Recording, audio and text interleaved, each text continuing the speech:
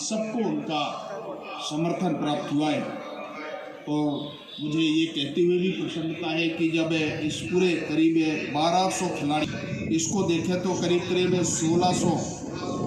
हमारे इससे पार्टिसिपेंट जिन लोगों, रथ जी